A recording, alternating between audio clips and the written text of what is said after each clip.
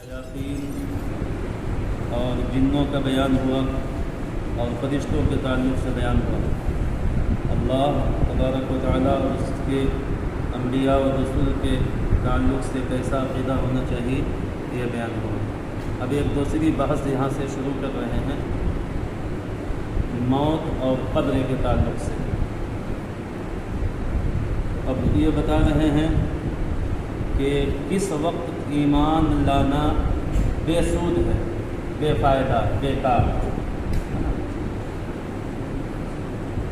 अब ये बता रहे हैं कि हर शख्स की उम्र जो है उम्र मुक़र्रर है। हर शख्स की उम्र जो है मुक़र्रर है, न उससे घट सकती है न बढ़ सकती है। जब ज़िंदगी का वक्त पूरा हो जाता है तो हज़रत इज़राईल अलैहिस्सलाम, जिनको हम लोग मलकुल मौत कहते हैं, ये रूह निकालने के लिए आते हैं। उस वक्त मरने वाले को दाएं बाएं हर तरफ जो है, जहाँ तक निगाह जाती है, नज़र जाती है, फरिश्ते ही फरिश्ते दिखाई देते हैं। जो भी शख्स जिसकी मौत का वक्त करीब होता है उसके दाएं बाएं हर तरफ जहाँ तक निगाह जाती है उसको फरिश्ते ही फरिश्ते दिखाई देते हैं। मुसलमान के पास रहमत के फरिश्ते होते हैं और काफिर के पास अजाब के फरिश्ते आते हैं। जो मुसलमान होता है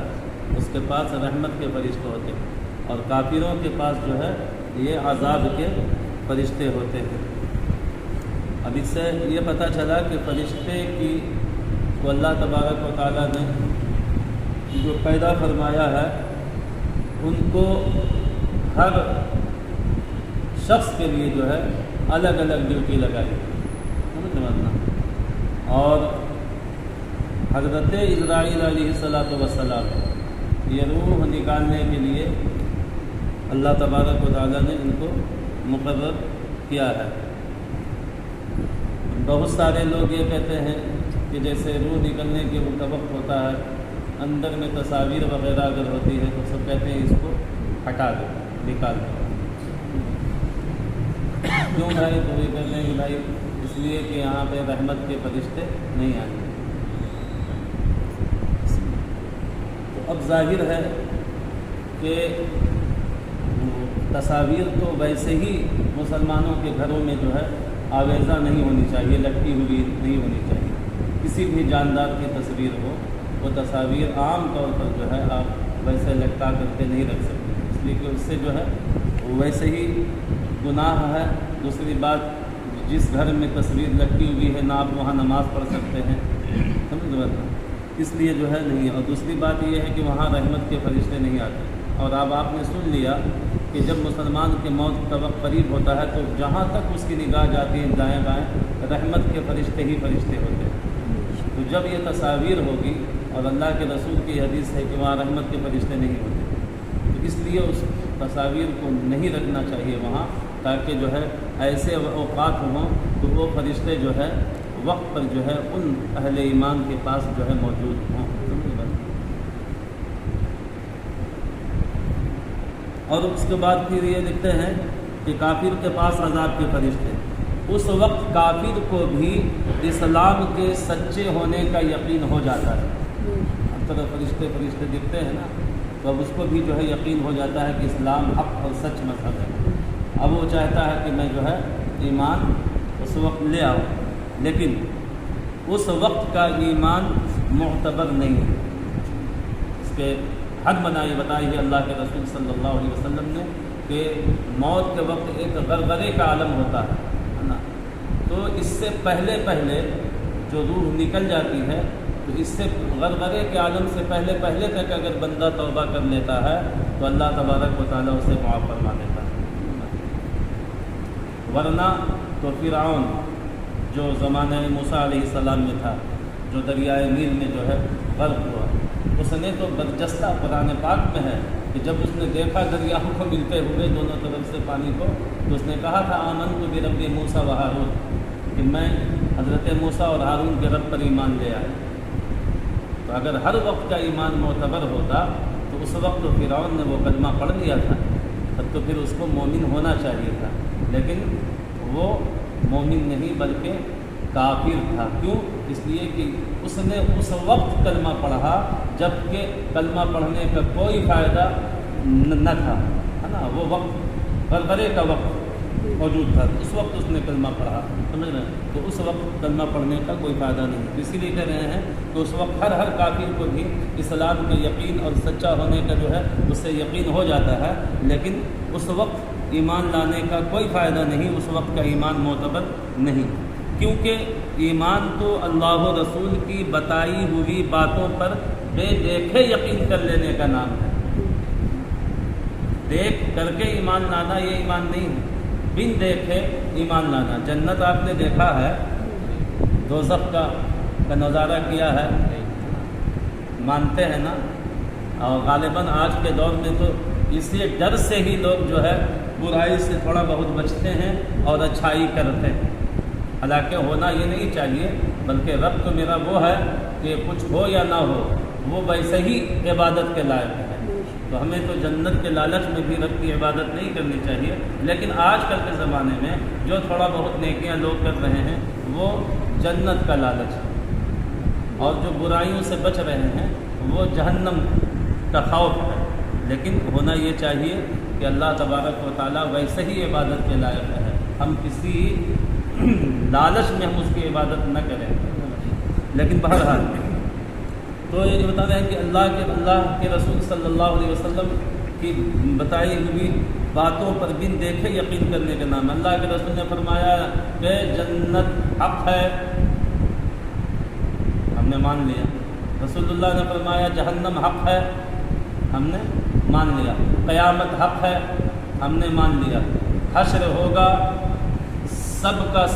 کے ساتھ سوال و جواب ہوگا، سب کو اپنے اپنے عمل کا جو ہے حساب دینا ہوگا، یہ ایسا ہوگا، کوئی دیکھنے کیا ہے کوئی، لیکن اگر دیکھ کر کے مان لیتے تو اسی لیے ایک موقع سے رسول اللہ صلی اللہ علیہ وسلم نے فرمایا تھا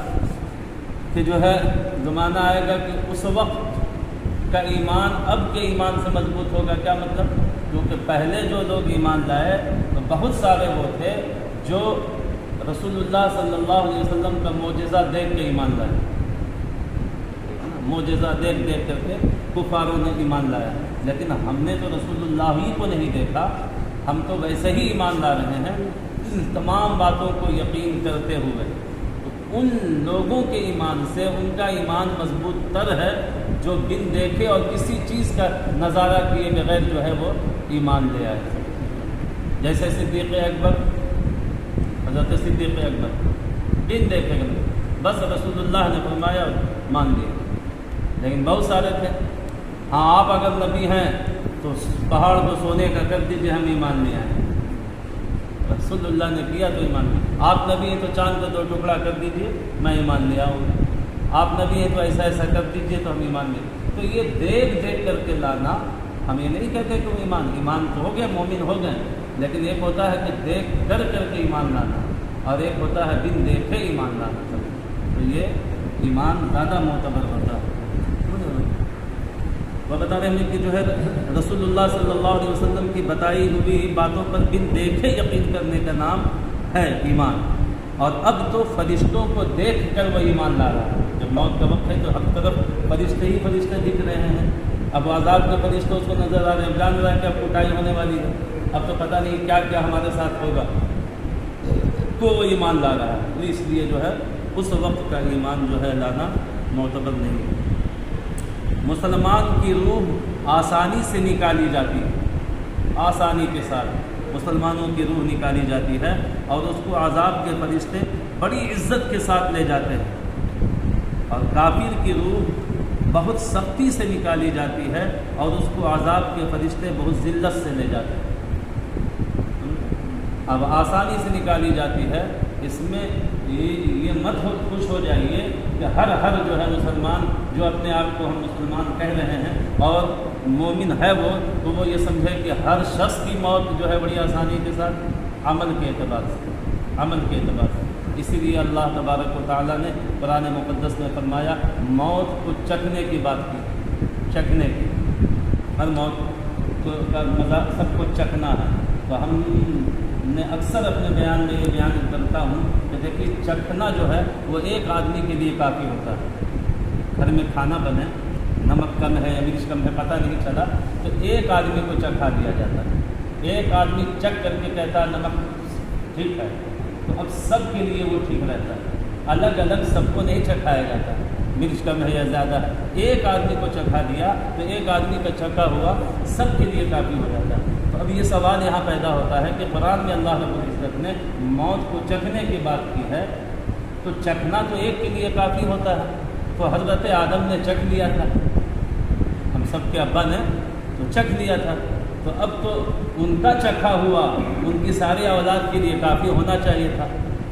لیکن ہم تو دیکھ رہے ہیں کہ حضرت آدم کو بھی چکھایا اور ایندھن تک کو بھی، اور قیامت تک آنے والے تمام لوگوں کو چکھائے گا۔ تو اب جب رب کی بارگاہ میں آپ سوال کیجیے گا یا اللہ کہ جو ہے چکھنا جب ایک کے لیے کافی ہوتا ہے تو یہاں سب کو کیوں چکھا رہا ہے؟ تو مفسرین کرام اس کا جواب لکھتے ہیں کہ ہاں مطلب یہ ہے کہ یہ دنیاوی کھانے کی طرح کھانا نہیں، یہ موت ہے۔